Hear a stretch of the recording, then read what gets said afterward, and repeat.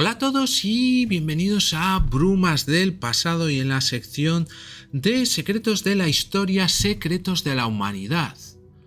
Bien, pues como han visto en el título del vídeo, les hablamos del verdadero Drácula y el mito. Vamos a hablar de la persona real en la que dicen que se inspiró el mito de Drácula. Y después vamos a ver un poco la biografía de el Drácula en las novelas, en el cine, etcétera. O sea que hacemos una comparativa entre el verdadero Drácula y el mito de Drácula. Vamos a verlo.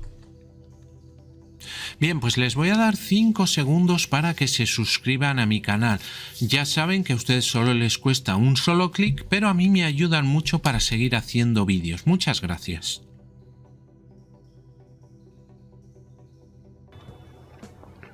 Bien, el 14 de diciembre de 1476, hace unos 545 años, fallecía en Transilvania el auténtico conde Drácula, Vlad el Empalador.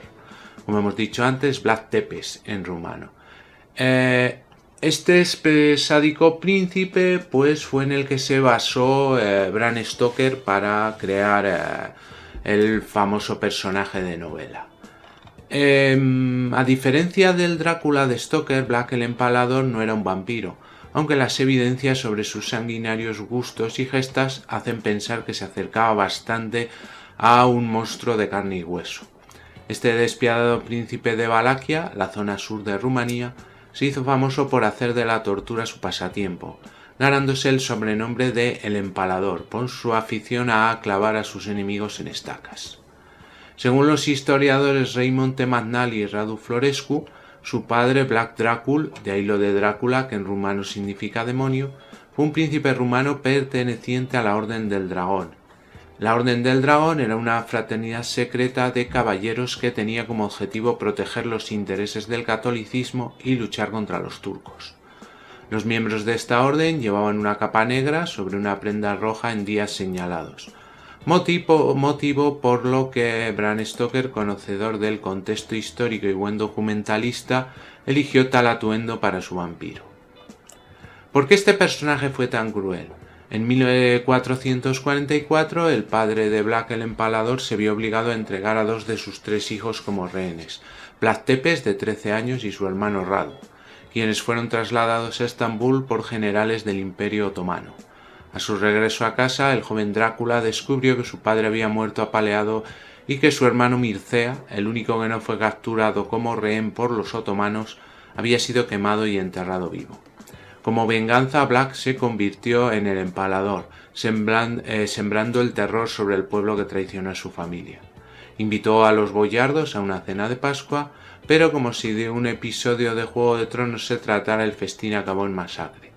Empalamientos, ejecuciones masivas, crueles torturas. Puede que Vlad no durmiera en un ataúd ni llegara a beber de la sangre de sus víctimas, pero se calcula que mandó ejecutar entre 1456 y 1462 a más de 60.000 personas, sembrando el terror entre cualquiera que conociera sus hazañas. Aunque no sabemos por qué Bram Stoker eligió a este príncipe rumano del siglo XV como modelo para su personaje ficticio, muchos historiadores señalan que fue Arminius Bamberi, un profesor húngaro de la Universidad de Budapest, el que dio a conocer la historia al escritor, haciendo despertar su imaginación. No cabe duda que Vlad III tenía sed de sangre, aunque fuera en sentido figurado, mientras que en el caso del conocido vampiro gótico, Stoker provocó que la necesidad de hemoglobina para vivir por la eternidad se tomara de forma literal y literaria.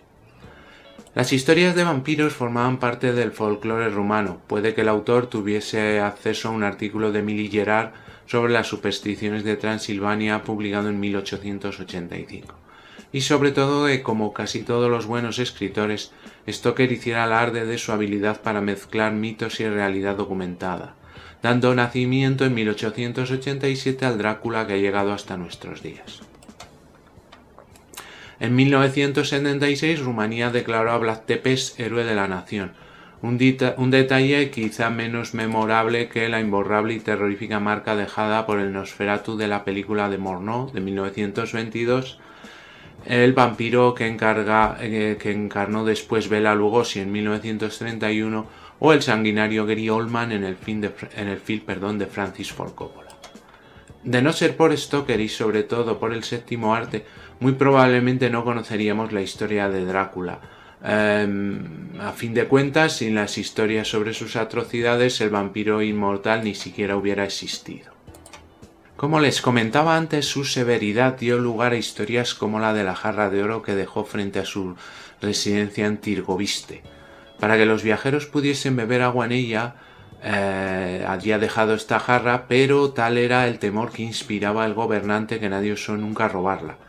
Pero el método de castigo con el que se asocia a la figura de Vlad es claro, el del empalamiento. No fue una invención de Vlad, sino que su historia se remontaba al menos a la antigua Siria y se utilizaría durante un largo periodo. Las fuentes apuntan en todo caso que Vlad llegaba a extremos de macabro refinamiento, prolongando la agonía de los condenados y utilizando los cuerpos de los empalados como terrorífica advertencia. El ejemplo más conocido de su ensañamiento lo constituye el conocido como el Bosque de los Empalados, lugar en el que se dice que Tepes hizo talar todos los árboles para empalar a más de 20.000 prisioneros. El cronista Calcóndilo asegura que Mehmed II, al visitarlo en 1461, retrocedió horrorizado, aunque al mismo tiempo elogió a un príncipe que demostraba ser un experto en el arte de gobernar mediante el terror. ¿Hasta qué punto son ciertos estos relatos sobre la crueldad de Vlad? No hay duda que algunos de ellos son tendenciosos, como sucede con las crónicas alemanas. Estas surgen del testimonio que los colonos germanos de Transilvania, hostigados por el voivoda, hacían y van pasando de generación en generación. Otras crónicas, en cambio, lejos de censurar al sanguinario príncipe, elogian sus métodos implacables. Es el caso de los testimonios rusos. En la época y lugar en que vivió Vlad, su crueldad no fue en modo alguno excepcional, aunque no cabe duda de que pocos llevaron tan lejos sus métodos terroristas. En 1462, Vlad fue derrotado por los turcos y pasó 12 años prisionero en Hungría, hasta que en 1476 recobró su utilidad como candidato al trono de Valaquia.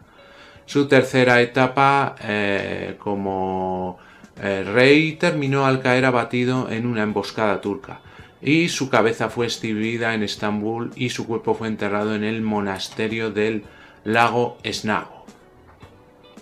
Curiosamente, aunque es más conocido el personaje creado por Bram Stoker, también le podemos encontrar en algunos medios como libros o películas o series de televisión. Por ejemplo, hay una obra sobre Vlad el Empalador, que fue escrita por Marin Sorescu y puesta en escena en el apogeo del régimen totalitario de Nicolás Ceausescu. La obra se centró en la crueldad y el fracaso final del poder absoluto de Vlad Tepes. Luego tenemos una película también de 1979 con el mismo nombre, y que retrata a Vlad en un tono positivo. Vlad Tepes Drácula fue un videojuego de 1997, y luego tenemos una película para la televisión, película estadounidense, que se llamó Dark Prince: The True Story of Drácula, y curiosamente se estrenó en Halloween. Rudolph Martin interpretó a Vlad. En el juego Assassin's Creed Revelation de 2011, el protagonista Ezio Auditore tiene que encontrar la tumba de Vlad Tepes con su cráneo y espada adentro. También hay referencia en el videojuego Age of Empires 2 de Forgotten de 2013, que contiene una campaña de 5 capítulos que representa a Drácula, comenzando con su conflicto con Vladislao II y concluyendo con una batalla contra Basarab Laiota y otras fuerzas otomanas. También Vlad Tepes, interpretado por Paul Rees, aparece en la serie de televisión Da Vinci's Demons, Los demonios de Da Vinci, una serie histórica de fantasía dramática que presenta un relato ficticio de los primeros años de vida de Leonardo da Vinci. Y además también están cómics. Vlad Tepes es el protagonista de una trilogía de cómics escrita en italiano por Matteo Strúcul, con arte de Andrea Muti, publicada en inglés en el año 2020. Bien, el conde Drácula es el personaje principal de la novela de terror gótico Drácula de Bram Stoker de 1897. Se le considera tanto el vampiro prototípico como el arquetípico en obras de ficción posteriores. Se cree que en algunos aspectos del personaje se inspiraron en el príncipe Válaco del siglo XV, Black el Empalador, que también era conocido como Drácula, y por Sir Henry Irving, un actor para quien Stoker fue asistente personal. Uno de los poderes más icónicos de Drácula es su capacidad para convertir a otros en vampiros mordiéndolos e infectándolos con la enfermedad vampírica. La novela, digamos que de Bram Stoker, toma la forma de un cuento epistolar en el que las características, poderes, habilidades y debilidades del conde Drácula son narrados por múltiples narradores desde diferentes perspectivas. Se dice que el conde Drácula es un vampiro no muerto, centenario y un noble de Transilvania que dice ser un Sekeli, descendiente de Atila el Huno. Habita en un castillo en descomposición en las montañas de los Cárpatos, quiero decir que está cayendo a pedazos cerca del paso de Borgo. A diferencia de los vampiros del folclore de Europa del Este que son retratados como criaturas repulsivas parecidas a cadáveres, Drácula es guapo y carismático, con un toque de encanto aristocrático. En sus conversaciones con Jonathan Harker, se revela profundamente orgulloso de su herencia y nostálgico del pasado, que admite que se ha convertido en un solo recuerdo de heroísmo, horror y valor en los tiempos modernos. Los detalles de su vida temprana no se revelan, pero se menciona en la novela que fue en vida un hombre maravilloso, soldado, estadista y alquimista. Esto último fue el mayor desarrollo del conocimiento científico de su tiempo. Tenía un cerebro poderoso, un aprendizaje incomparable y un corazón que no conocía el miedo ni el remordimiento. No había ninguna rama del conocimiento de su tiempo que no se atreviera a ensayar. Drácula estudió las artes negras en la Academia de Scholomance en las montañas de los Cárpatos, con vistas a la ciudad de Sibiu, también conocida como Hermannstadt, y tiene un profundo conocimiento de la alquimia y la magia, tomando las armas como corresponde a su rango y estatus. Como voivoda dirigió tropas contra los turcos a través del Danubio. Según su némesis, el cazador de vampiros Abraham Van Helsing, dijo: de hecho de haber sido ese bovoida Drácula que ganó su nombre contra el turco sobre el gran río en la frontera misma de la tierra de Turquía. Si fuera así, entonces no era un nombre común, porque en ese tiempo y durante siglos después se habló de él como el más inteligente y astuto, así como el más valiente de los hijos de la tierra más allá del bosque. Muerto y enterrado en una gran tumba en la capilla de su castillo, Drácula regresa de la muerte como vampiro y vive durante varios siglos en su castillo con 3 vampiros femeninos terriblemente hermosas a su lado. Bien, si nos basamos un poco en lo que nos cuentan libros, cuentos que ha habido sobre Drácula, si nos basamos, por ejemplo, en un cuento que se llamó Drácula's Guest, la narración sigue a un viajero inglés sin nombre mientras deambula por Múnich antes de partir hacia Transilvania.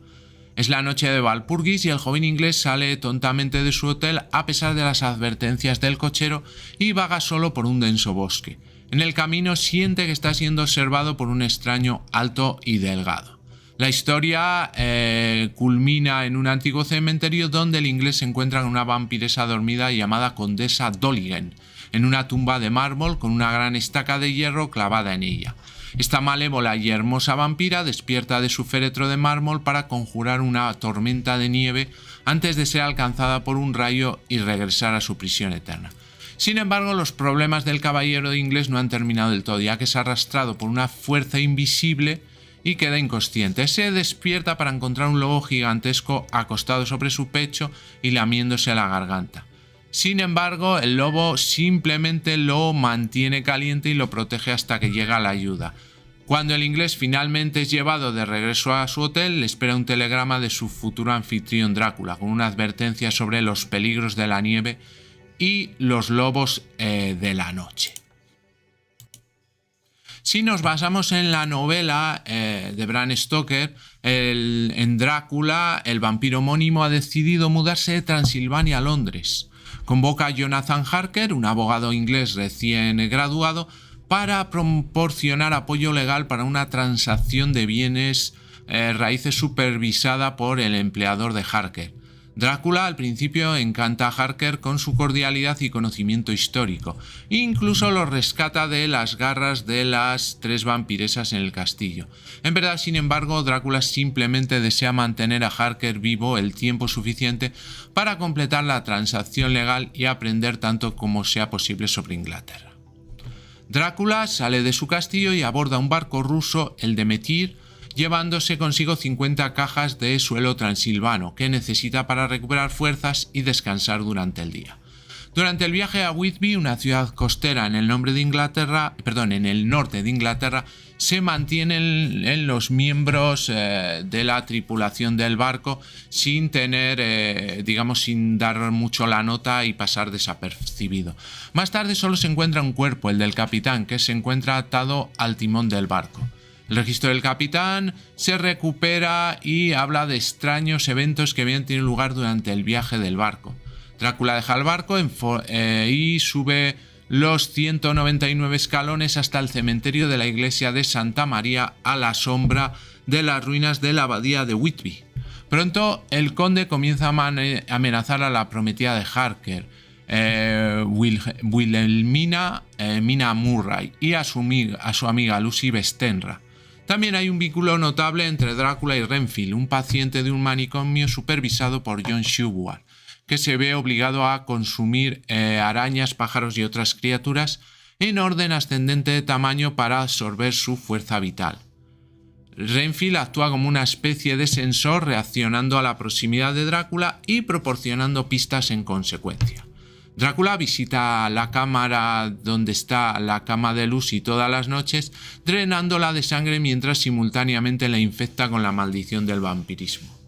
Sin saber la causa del deterioro de Lucy, sus 3 pretendientes, Seward, Arthur Holborn y Quincy Morris, llaman al mentor de Seward, el médico holandés Abraham Van Helsing. Van Helsing pronto deduce los orígenes sobrenaturales de su condición y trata de mantener al vampiro a raya con ajo. Sin embargo, Drácula ataca la casa de Lucy por última vez, matando a su madre y transformando a Lucy en una de las muertas vivientes. Harker escapa del castillo de Drácula y regresa a Inglaterra. Está por poco vivo y profundamente traumatizado. Por sugerencia de Seward, Mina busca la ayuda de Van Helsing para evaluar la salud de Harker. Ella lee su diario y se lo pasa a Van Helsing. Esto despliega la primera pista sobre la identidad del agresor de Lucy, que más tarde lleva a Mina a recopilar todos los eventos de la aparición de Drácula en artículos de noticias, cartas guardadas, recortes de periódicos y los diarios de cada miembro del grupo. Esto ayuda al grupo a investigar los movimientos de Drácula y luego descubrir que el comportamiento de Renfield está directamente influenciado por Drácula. Descubrirán que Drácula ha comprado una residencia al lado de la de Seward y el grupo reúne inteligencia y todo lo que puede encontrar de información para localizar a Drácula y destruirlo. Después de que los muertos vivientes con Lucy atacan a varios niños, Van Helsing, Seward, Holworth y Morris entran en su cripta y la destruyen para salvar su alma. Más tarde, Harker se une a ellos y el grupo trabaja para descubrir las intenciones de Drácula. Harker ayuda a todo el grupo a rastrear las ubicaciones de las cajas que se están siendo enviadas a las diversas residencias de Drácula y descubre que Drácula compró múltiples propiedades inmobiliarias en todo Londres, bajo el alias de Conde de Vil. El plan principal de Drácula era mover cada una de esas 50 cajas de tierra a sus diversas propiedades para organizar múltiples guaridas en todo y alrededor del perímetro de Londres. El grupo abre cada una de las tumbas, coloca obleas sacramentales dentro de cada una de ellas y las sella. Esto priva a Drácula de su capacidad para buscar seguridad en esas cajas. Drácula obtiene la entrada en la residencia de Seward al forzar una puerta trasera que tenía. Mientras intenta entrar en la habitación en la que se alojan Harker y Mina, Renfield intenta detenerlo. Drácula entonces lo hiere mortalmente. Con su último aliento, Renfield le dice a Seward y Van Helsing que Drácula está detrás de Mina. Van Helsing y Seward descubren a Drácula mordiendo a Mina y obligándola a beber su sangre. El grupo repele a Drácula usando crucifijos y pan sacramental, obligándolo a huir convirtiéndose en un vapor oscuro. El grupo continúa cazando a Drácula para buscar sus guaridas restantes, aunque el bautismo de Drácula de Mina le otorga un vínculo telepático con ella. Es contraproducente cuando Van Helsing hipnotiza a Mina y usa su vínculo sobrenatural con Drácula para rastrearlo mientras huye de regreso a Transilvania. Los héroes siguen a Drácula de regreso a Transilvania y en una batalla culminante con las fuerzas o guardaespaldas romaníes de Drácula, finalmente lo destruye. A pesar de la imagen popular de Drácula con una estaca clavada a través de su corazón para matarlo, la narrativa de Mina describe su decapitación por el kukri de Harker, mientras que Morris perfora simultáneamente su corazón con un cuchillo Bowie. Eso se vería en el diario de Mina Harker y su cuerpo luego se convierte en polvo, pero no antes de que Mina vea una expresión de paz en su rostro.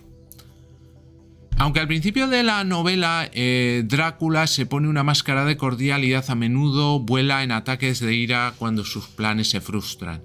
Cuando las novias de Drácula intentan seducir a Jonathan Harker, Drácula agrede físicamente a una y las reprende ferozmente por insubordinación. Drácula también tiene un aprecio por la arquitectura antigua y al comprar una casa prefiere que sean envejecidas, diciendo: un nuevo hogar me mataría. Drácula está muy orgulloso de su herencia guerrera, proclamando su orgullo a Harker por cómo el pueblo Sekeli está infundido con la sangre de los héroes.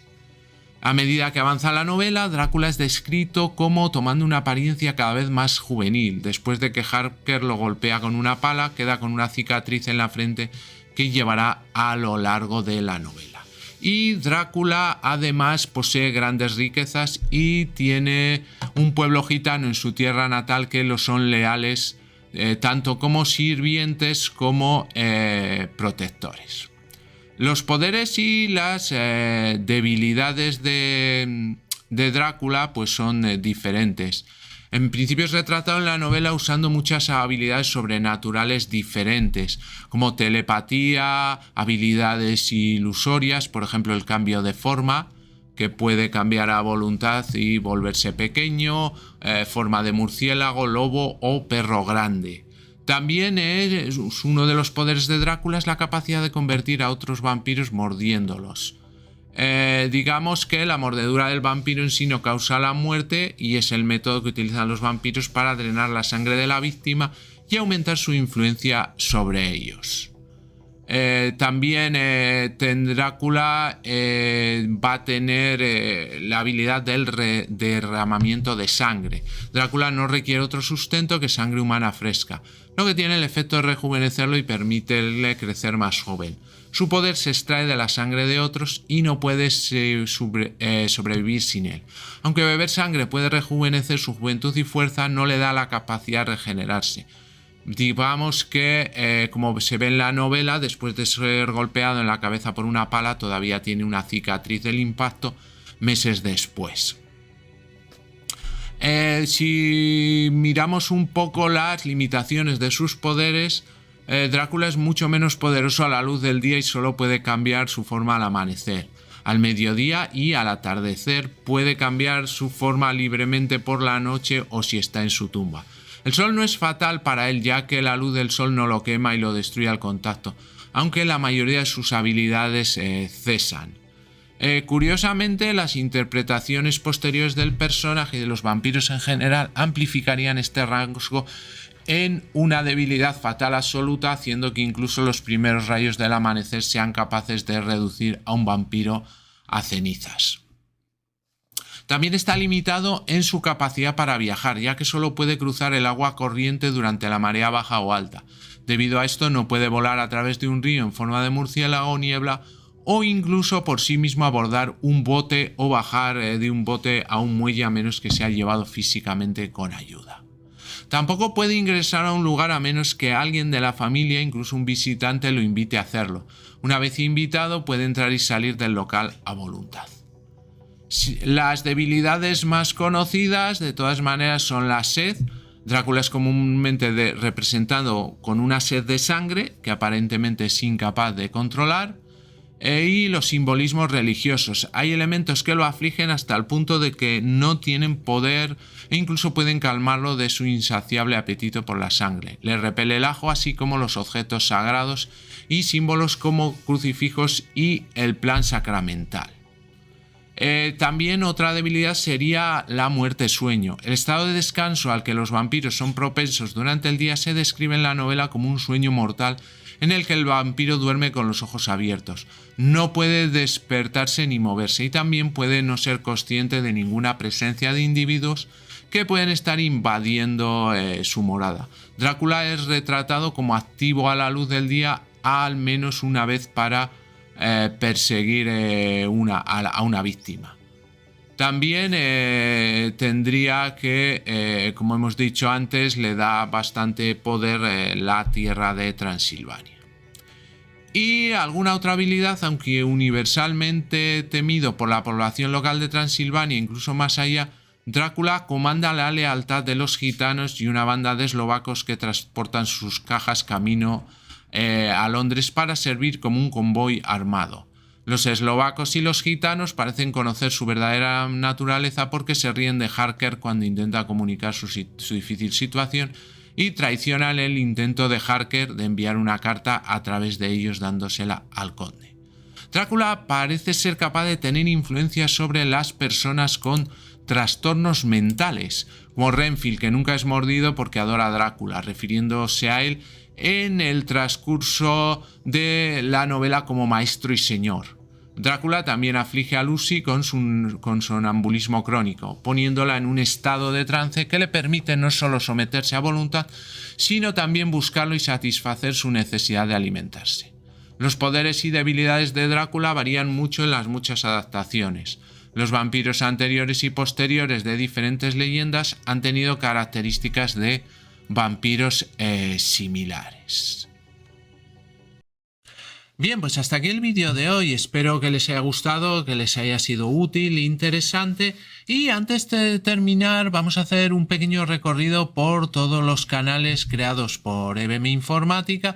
Y así, si alguna temática de alguno de ellos les interesa, pues pueden acceder a ellos fácilmente.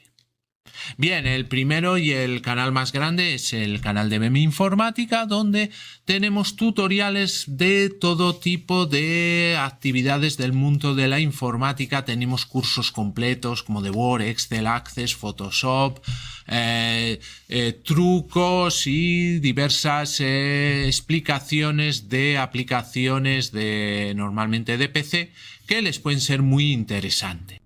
Y luego tenemos el canal de Brumas del Pasado, donde lo dedicamos a temas culturales. Por ejemplo, nos especializamos en vídeos de biografías de ficción, donde elegimos personajes ficticios y hacemos una cronología, una biografía, una vida y hechos como si hubiera existido realmente, y elegimos personajes de películas, series de televisión, de cómics, de videojuegos y de libros. También tenemos la sección de lugares ficticios, que es parecida a la anterior, pero cogiendo pues esos lugares que no han existido, y otra que sería la de biografías reales. Aparte tenemos secciones como Secretos de la Historia, una sección dedicada a los pioneros del cine que la llamamos En Blanco y Negro, y otra sección que se llama Pequeña Gran Pantalla, que nos centramos más en el cine de hoy en día, rankings también de series de televisión, etcétera. Entonces, un canal muy completo donde van a encontrar diversos contenidos culturales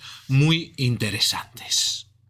Para finalizar, tenemos el canal Just Surrender, donde tenemos curiosidades de videojuegos, historias de videojuegos y gameplays o walkthroughs, soluciones completas en un solo vídeo de algunos de videojuegos que más me gustan, sobre todo del tema de aventura gráfica. Pues muy bien, muchas gracias y hasta el próximo vídeo.